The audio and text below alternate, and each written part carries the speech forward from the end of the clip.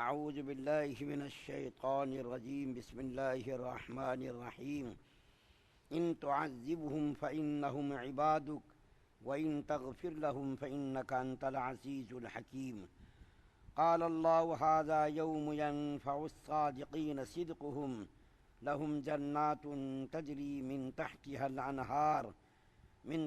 الأنهار خالدين فيها أبدا رضي الله عنهم ورضوا عنه ذلك الفوز العظيم لله ملك السماوات والأرض وما فيهن وهو على كل شيء قدیر۔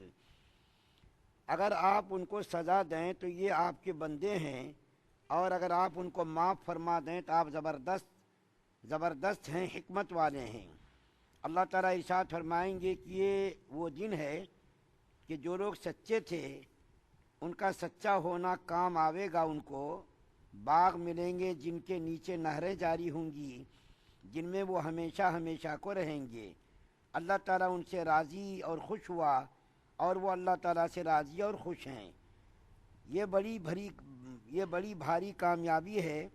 اللہ تعالیٰ ہی کی سلطنت ہے، آسمانوں کی اور زمین کی اور ان چیزوں کی جو ان میں موجود ہیں، اور وہ ہر شے پر پوری قدرت رکھتے ہیں۔ سورہ مائدہ کی آخری 3 آیات آپ کے سامنے پڑھی گئی ہیں، 118، 119، 120۔ یہ سورہ مائدہ کی آخری 3 آیات ہیں۔ پہلی آیت کریمہ میں اللہ تعالیٰ نے حضرت عیسیٰ علیہ السلام کی اس درخواست کا ذکر کیا ہے جو حضرت عیسیٰ علیہ السلام اور حضرت اللہ تعالیٰ کے درمیان بات چیت ہوئی۔ کل اور پرسوں بھی یہ بات آپ کے سامنے ذکر کی گئی تھی کہ حضرت عیسیٰ علیہ السلام سے اللہ تعالیٰ پوچھیں گے کہ اے عیسیٰ ابن مریم، کیا تم نے اپنی قوم سے، اپنی امت سے یہ کہا تھا کہ تم مجھ کو معبود بنا لینا، میری ماں کو معبود بنا لینا؟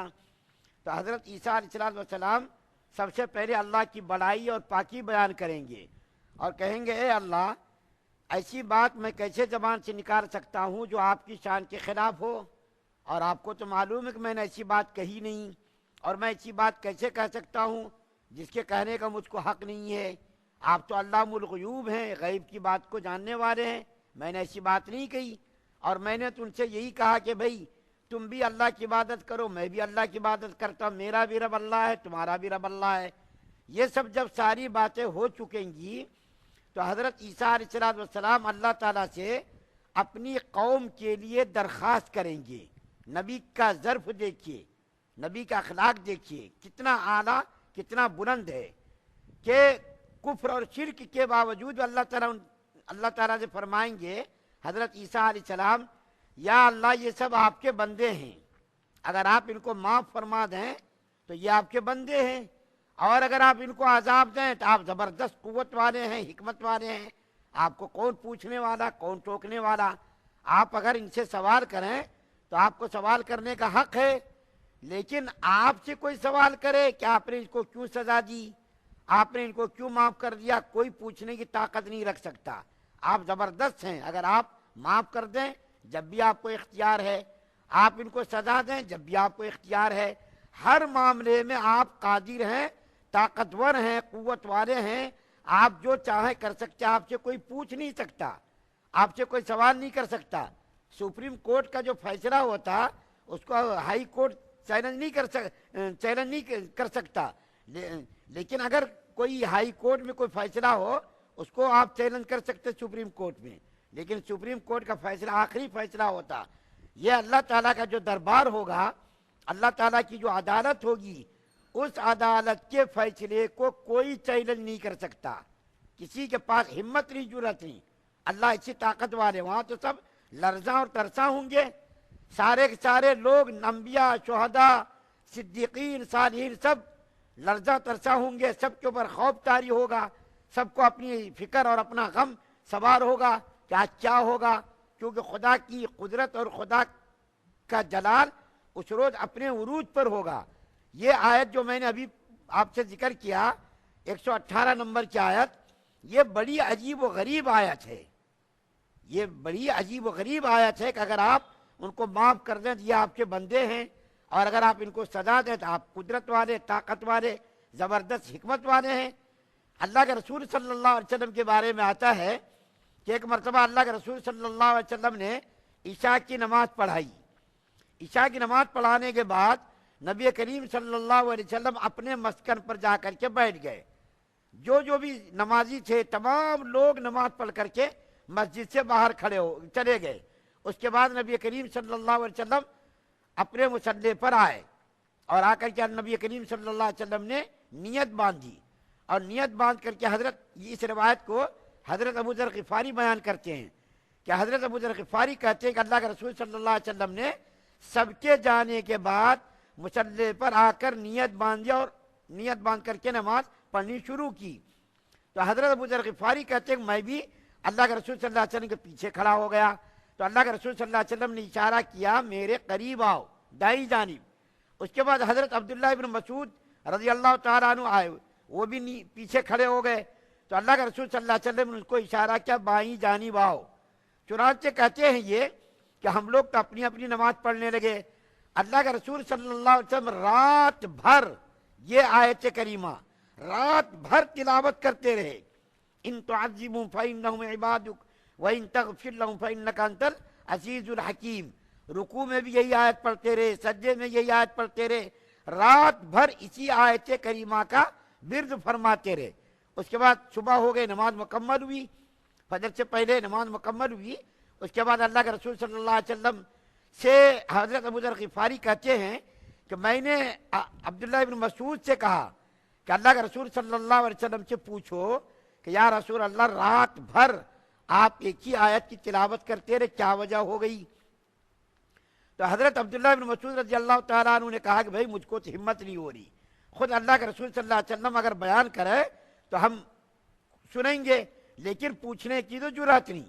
لیکن حضرت ابو ذر غفاری رضی اللہ تعالیٰ عنہ سوال بہت کرتے تھے, اللہ کے رسول صلی اللہ علیہ وسلم سے سوالات بہت کرتے تھے. انہوں نے پوچھا یا رسول اللہ اگر ہم میں سے کوئی آدمی ایک آیت کو اس طریقے سے بار بار پڑھے تو اس کو تو ہم ملامت کریں گے, اس کو تو ہم جو ہے کچھ الزام ڈالیں گے, بھائی تم ایک ہی آیت کو کیوں بار بار پڑھتے رہے. لیکن آپ یا رسول اللہ رات بھر رکوع میں سجدے میں آپ ایک ہی آیت کی تلاوت کرتے رہے. تو اللہ کے رسول صلی اللہ علیہ وسلم نے ارشاد فرمایا کہ میں نے اللہ تعالیٰ سے اپنی امت کی سفارش کے لیے دعا مانگی تھی اور اللہ تعالیٰ نے مجھ کو سفارش کا حق دیا کہ قیامت کے دن آپ تمام مسلمان مومن مرد و عورت کی آپ کو سفارش کا حق دیا جا رہا, لیکن جو مشرک ہوگا اس کی سفارش کا آپ کو حق نہیں. لیکن جو ایمان والا ہوگا چاہے عمل کیسا بھی ہو, عمل کے اعتبار سے بالکل کوڑا ہو, گھٹیا ہو, کیسا بھی ہو, لیکن اگر وہ مومن بن کر مسلمان بن کر اگر جیا, وہ مسلمان بن کر کے دنیا میں رہا وہ, تو اس کی سفارش کا آپ کو حق دیا جائے گا, مشرک کی سفارش کا آپ کو حق نہیں دیا جائے گا. اس کے بعد آگے روایت ہے کہ اللہ کے رسول صلی اللہ علیہ وسلم نے آسمان کی طرف انگلی سے اشارہ کیا اور فرمایا اللہم امتی, یا اللہ میری امت کا کیا ہوگا, میری امت کا کیا ہوگا. اور یہ کہہ کر کہ اللہ کے رسول صلی اللہ علیہ وسلم رونے لگے. حضرت جبریل علیہ السلام آئے اور آ کر کے اللہ تعالیٰ نے بھیجا حضرت جبریل علیہ السلام کو کہ میرے محبوب سے پوچھو, لاڈلے سے پوچھو رونے کی کیا وجہ ہے. حالانکہ اللہ تعالیٰ کو سب معلوم ہے, لیکن محبت کا اظہار. کبھی کبھی گھر میں ہم بچوں سے بیوی سے کہتے نا مانگو دیں گے, ہم دینے کی طبیعت پہلے سے ہے, لیکن مانگو تمہاری طرف جو درخواست آئے گی تو ہم اس کو قبول کریں گے. تو اللہ کے رسول صلی اللہ علیہ وسلم سے حضرت جبریل علیہ السلام نے آ کر کے پوچھا یا رسول اللہ صلی اللہ علیہ وسلم اللہ تعالیٰ آپ سے پوچھ رہے ہیں رونے کے سبب کیا ہے. تو اللہ کے رسول صلی اللہ علیہ وسلم نے فرمایا میرے رونے کا سبب یہ ہے میری امت کا کیا ہوگا, میری امت کا کیا ہوگا. تو حضرت جبریل علیہ السلام پھر گئے اللہ کے پاس, جا کر کے وہاں سے پھر پیغام لائے اور کہا یا رسول اللہ صلی اللہ علیہ وسلم اللہ تعالیٰ نے آپ سے وعدہ کیا کہ آپ کی امت کے بارے میں آپ کو رسوا اللہ نہیں فرمائیں گے. اللہ تعالیٰ آپ کو آپ کی امت کے بارے میں رسوا نہیں فرمائیں گے. اور اللہ کے رسول صلی اللہ علیہ وسلم نے فرمایا میری امت کے 70,000 افراد بغیر حساب کتاب کے جنت کے اندر جائیں گے, اور ہر ایک فرد کے ساتھ 70,000 لوگ جائیں گے. یہ دیکھیے خدا تعالیٰ کی رحمت اور وسعت دیکھیے, 70,000 بغیر حساب کتاب کے جنت کے اندر جائیں گے، اور اس کے بعد پھر ہر ایک کے ساتھ 70,000 افراد جنت کے اندر جائیں گے۔ کتنے کروڑ ہوں گے؟ اللہ کے رسول صلی اللہ علیہ وسلم کی محبت دیکھیے اور ہماری محبت دیکھیے، اللہ کے رسول صلی اللہ علیہ وسلم کی وفا دیکھیے اور ہماری جفا دیکھیے کہ اللہ کے رسول صلی اللہ علیہ وسلم ساری عمر اپنی امت کے لیے روتے رہے، گڑ گڑاتے رہے، اور ہم ایسی بے وفا قوم ہیں، ہم ایسی بے وفا امت ہیں کہ اللہ کے رسول صلی اللہ علیہ وسلم کی سنتوں کی بھی پرواہ نہیں کرتے۔ روزانہ ہم صاف کرتے رہتے داڑھیوں کو، روزانہ ہم اٹھتے رہتے، اس چرا کر کے اللہ کے رسول صلی اللہ علیہ وسلم کے سینے کو چھلنی کرتے رہتے، پھر مسلمان ہونے کے دعوے دار ہیں۔ تو یہ دیکھیے اللہ کے رسول صلی اللہ علیہ وسلم کا ضرب اور ہمارے اخلاق دیکھیے۔ اس کے بعد پھر جو 119 نمبر کی آیت پڑھی گئی، اس آیت کریمہ میں حضرت عیسیٰ علیہ السلام کے سوال کے جواب میں اللہ فرمائیں گے، بہت مختصر خلاصہ بیان کرتا ہوں، اللہ تعالیٰ فرمائیں گے جس نے زندگی کے اندر سچائی کی زندگی گزاری، اس کے عقائد بھی اچھے رہے، اس کی عبادات اچھی رہی، اللہ تعالیٰ اس کے لیے جنت کا فیصلہ فرمائیں گے۔ کون سی جنت؟ ایسی جنت جس کے نیچے نہریں جاری ہوں گی، دودھ کی نہر، شہد کی نہر، پانی کی نہر، اسی طریقے سے جو ہے شراب کی نہر، یہ نہریں ہوں گی، اور اس نہر کے اندر یہ جنتی جائے گا۔ اور سب سے بڑا انعام جو اللہ فرما رہے ہیں 119 نمبر کی آیت کے اندر کہ اللہ ان سے راضی ہوگا، وہ لوگ اللہ سے راضی ہوں گے۔ ذالک الفوز العظیم، یہ بہت بڑی کامیابی ہوگی۔ اللہ کی رضامندی لوگوں کے لیے، جنتیوں کے لیے بڑی کامیابی کی دلیل ہوگی، اس سے بڑی کوئی کامیابی نہیں ہو سکتی۔ اس کے بعد اخیر آیت میں اللہ فرما رہے ہیں زمین و آسمان کی حکمرانی، زمین و آسمان کی سلطنت کس کے لیے؟ اللہ کے لیے ہے، اور اس کے درمیان جو کچھ بھی ہے، زمین آسمان کے درمیان پہاڑ، سمندر، درخت، شجر، حجر، ساری چیزوں کا مالک اور خالق، ساری چیزوں کی سلطنت اور حکومت کس کے لیے؟ اللہ کے لیے ہے۔ اور اللہ تعالیٰ ہر چیز پر، اخیر کے اندر اللہ فرما رہے ہیں اللہ تعالیٰ ہر چیز پر پوری قدرت رکھنے والے، اس کے قبضے قدرت سے کوئی چیز باہر نہیں، ساری چیزیں اس کے قبضے قدرت میں ہے، اس کی قدرت سے، اس کی طاقت سے، اس کی سلطنت سے کوئی چیز بھی باہر نہیں ہے۔ بہرکیف الحمدللہ سورہ مائدہ مکمل ہوئی، اس کے بعد سورہ انعام کا آغاز ہوگا۔ اللہ تعالیٰ سے دعا ہے کہ اللہ تعالیٰ ہم تمام مسلمانوں کو سننے زیادہ عمل کرنے کی توفیق عطا فرمائے۔